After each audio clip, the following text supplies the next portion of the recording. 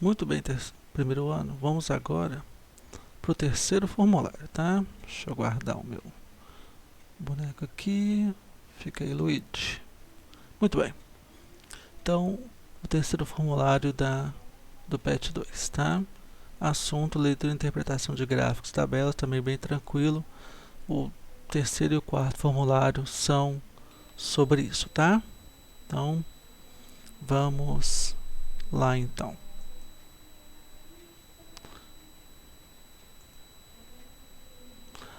Em um grupo de 1000 alunos foi aplicada uma pesquisa sobre a importância da educação. Os resultados dessa pesquisa estão registrados no quadro abaixo. Então, é muito importante? 13%. É importante? 46%. Não é importante? 41%. O número de alunos que considera a educação pelo menos importante é igual a. Então, considerar pelo menos importante é considerá-la muito importante ou importante. 13% mais 46%. Então, nós vamos fazer essa continha lá, né? Vamos pegar, então, esses 13% que consideram a educação muito importante. 13%. Opa, aqui. Mais os 46% que consideram importante, eu vou ter, então, 59%. Então, eu vou fazer 59% de 1000 alunos.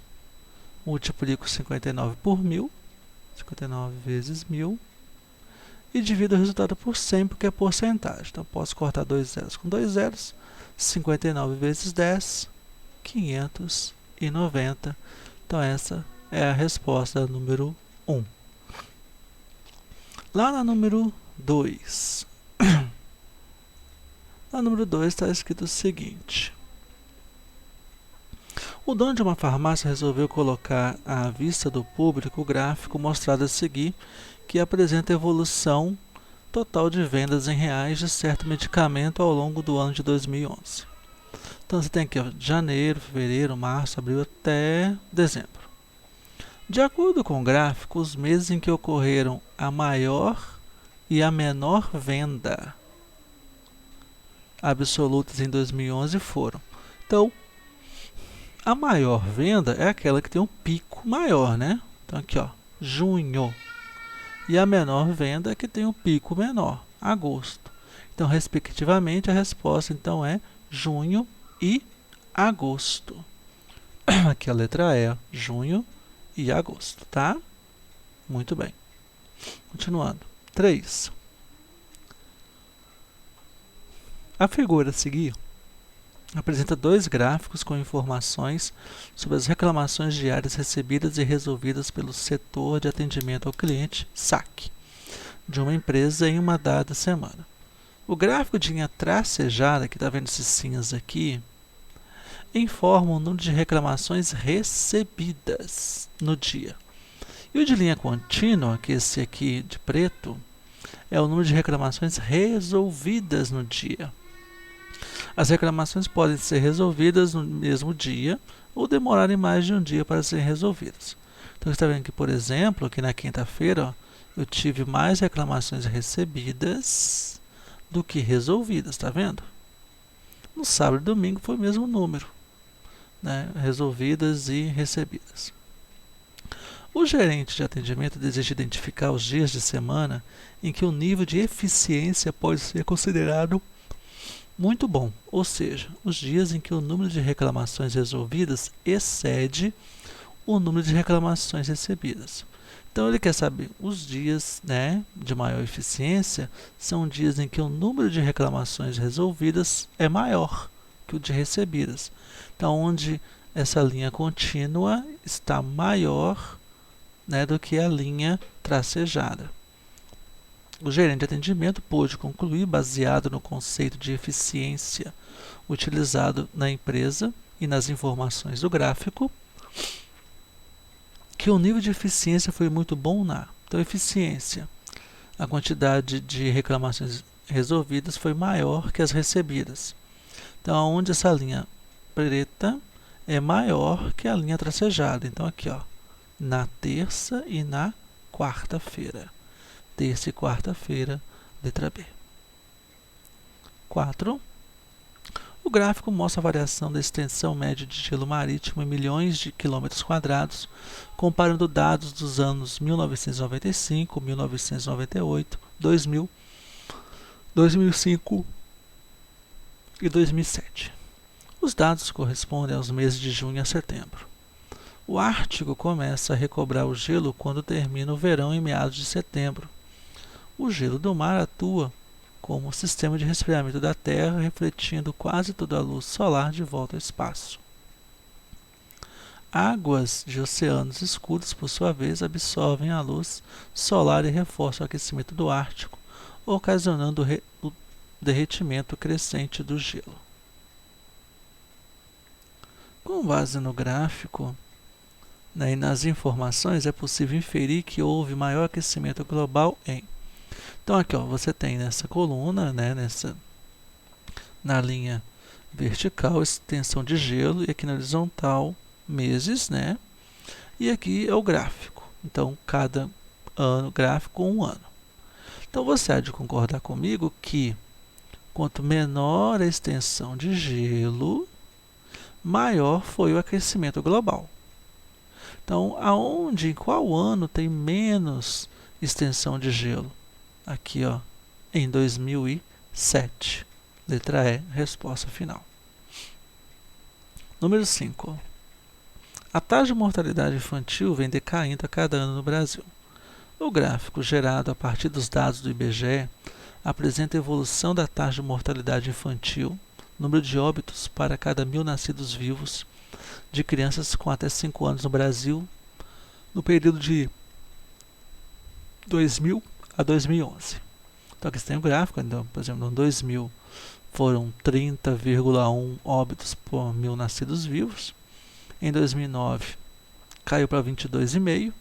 Em 2011, 18,7 óbitos por 1.000 nascidos vivos. Considere que para os próximos anos o decréscimo anual médio do número de óbitos para cada 1.000 nascidos vivos registrado no período de 2009 a 2011 será mantido. Então, essa diferença aqui vai ser mantida.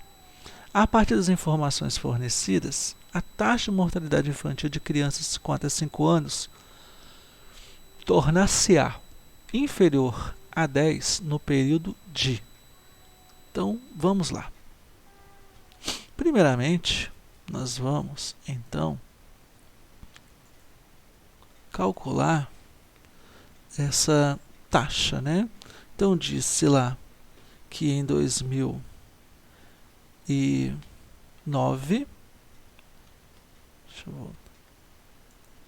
que em 2009 foi de 22,5 e que em 2011 foi de 18,7. Então, vamos lá. Vamos primeiro calcular então essa diferença. Então, eu vou fazer 22,5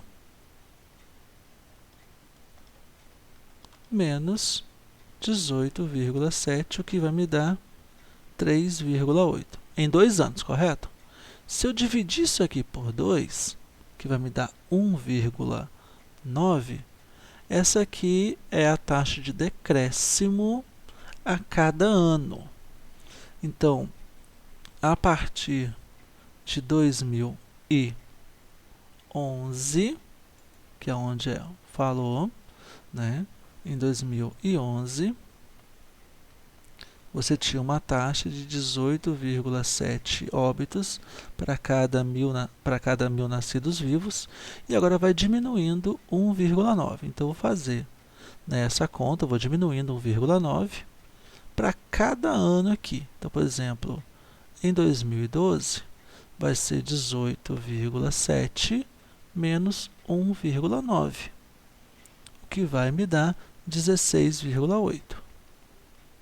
E assim eu vou fazendo. Então, eu vou diminuindo, e vou ter que chegar num ano onde a taxa vai ser menor que 10. Então, em 2013, menos 1,9, 14,9. Em 2014, 14,9 menos 1,9, 13. Depois, em 2015, vai ser 13 menos 1,9, que vai me dar 11,1. Em 2016, 11,1 menos 1,9, 9,2. Aqui, ó, menor que 10, correto? Então, nesse período aqui de 2016, essa taxa vai ser menor que 10. E isso aconteceu, então, aqui, ó, na letra D. Entre 2015 a 2016, essa taxa vai ser menor que 10. Ok? Muito bem. Vamos passar, então, para a próxima questão. Um dos conceitos mais utilizados nos estudos sobre a dinâmica de populações é o de densidade demográfica. Essa grandeza para um local é a razão entre o seu número de habitantes e a medida da área do território. Então, basta dividir habitantes por território, pela área do território. Quanto maior essa razão, expressa em habitante por quilômetro quadrado, se diz que mais densamente povoado é o local, tem mais gente morando. Querendo fazer uma visita de estudos ao local mais densamente povoado, entre um grupo de 5 escolhidos, um geógrafo coletou as informações sobre população e área territorial dos locais de seu interesse, obtendo os dados apresentados no quadro referentes ao ano de 2014. Então, são esses locais aqui que ele vai escolher para visitar: Malta, Brasil, México, Namíbia e Ilha Norfolk. Para cumprir seu objetivo de visita, qual dos locais apresentados deve ser escolhido? Então, ele deve escolher o local mais densamente povoado. Ele vai fazer o que, então? Lá pelo problema, nós vimos que ele vai pegar, né, ele vai dividir, melhor dizendo, né, gente? Desculpa. Ele vai dividir o número de habitantes pela área. Então, Malta, por exemplo, vai fazer 400 mil dividido por 300. Então, vamos lá. Essa é a número 6. Então, na hora que você pegar a população, o Malta, e fazer a divisão, então, habitantes por área, você vai ter aproximadamente 1.333. No Brasil, quando você pegar, né, a quantidade de habitantes dividir pela área, você vai ter aproximadamente 22. O México, na hora que você fizer essa divisão, você vai ter 60. A Namíbia, ao fazer a divisão da quantidade de habitantes pela área, você vai ter 2 e alguma coisa. 2. E a ilha, né? Ilha Norfolk, ao fazer a divisão, você vai ter 53. Qual delas é a mais densamente povoada? Malta, né? 1.333. Então, fechamos. Essa é a nossa resposta. Então, deixa eu voltar aqui, desculpa, eu fiquei falando, né? Então, aqui, né, fizemos as divisões, tá? E encontramos Malta com 1.333, tá? Então, ela é o local onde o nosso geógrafo vai visitar. Continuando, então. Realizou-se um estudo sobre a violência no Brasil. As taxas obtidas para os homicídios de mulheres de 1980 e a 2010 estão registradas no gráfico. Então, você vê, né, que há um aumento, né, nessas taxas de homicídio, né, contra mulheres. Né, infelizmente, é uma triste realidade ainda vivida no nosso país, né, o feminicídio. De acordo com os dados apresentados, o aumento percentual relativo da taxa de 2007 para 2010. Então, de 2007, que era de 3,9, né, homicídios para 100 mil habitantes, foi para 4,4. Esse aumento foi de quantos por cento? Muito bem, então vamos lá. Vamos lá, então. Bom, de 3,9, que era, né, esse aumento que foi verificado lá em 2007. Então, 3,9 representa para mim 100%, que é a taxa que eu estou procurando, né? De 3,9 para 4,4, o aumento foi de meio. Então, esse meio, esse 0,5, representa quantos por cento? É isso que ele quer saber. Vamos multiplicar cruzado, então, né? 3,9 vezes x, 3,9x, 0,5 vezes 100, 50.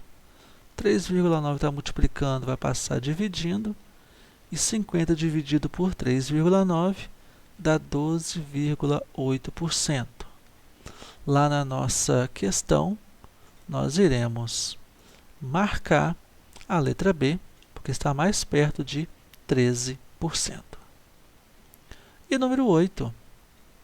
Os exercícios físicos são recomendados para o bom funcionamento do organismo, pois aceleram o metabolismo e, em consequência, elevam o consumo de calorias. No gráfico estão registrados os valores calóricos em quilocalorias, gastos em 5 diferentes atividades físicas em função do tempo dedicado às atividades contado em minuto. Então, por exemplo, aqui, ó, a atividade 1, em 10 minutos, gasta 20 quilocalorias. A atividade 2, em 15 minutos, 100 quilocalorias. A atividade 3, em 20 minutos, 120 quilocalorias. A atividade 4, em 25 minutos, gasta 100 quilocalorias. E a atividade 5, em 30 minutos, gasta 80 calorias. Qual dessas atividades físicas proporciona o maior consumo de quilocalorias por minuto? Então, está muito simples. Eu vou dividir a quantidade de quilocalorias pelo tempo. E eu vou descobrir quantas quilocalorias por minuto vão ser consumidas, ok? Então, vamos lá. Então, eu vou fazer lá, a primeira atividade física, então. Isso, a primeira atividade física. Vamos lá. Número 8. Então, a primeira. Então, eu vou pegar e vou dividir, então, 20 quilocalorias por 10 minutos. Tenho, então, 2 quilocalorias por minuto. Esse é o gasto na atividade 1.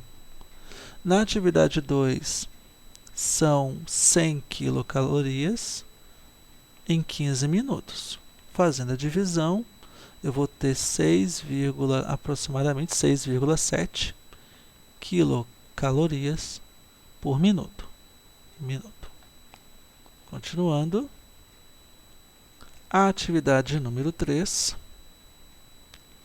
vou pegar então a quantidade de quilocalorias, que é 120, vou dividir por 20, isso vai dar 6 quilocalorias por minuto. Na atividade 4, são 100 quilocalorias em 25 minutos, dividindo 4 quilocalorias por minuto. E, por fim, a atividade 5, que proporciona 80 quilocalorias perdidas, né, gastas em 30 minutos. Fazendo a divisão, vou ter ali aproximadamente 2,7 quilocalorias por minuto. Então, o maior gasto me proporciona, né, maior efetividade do exercício físico. Então, é a atividade de número 2, tá? Que vai gastar mais quilocalorias, ok?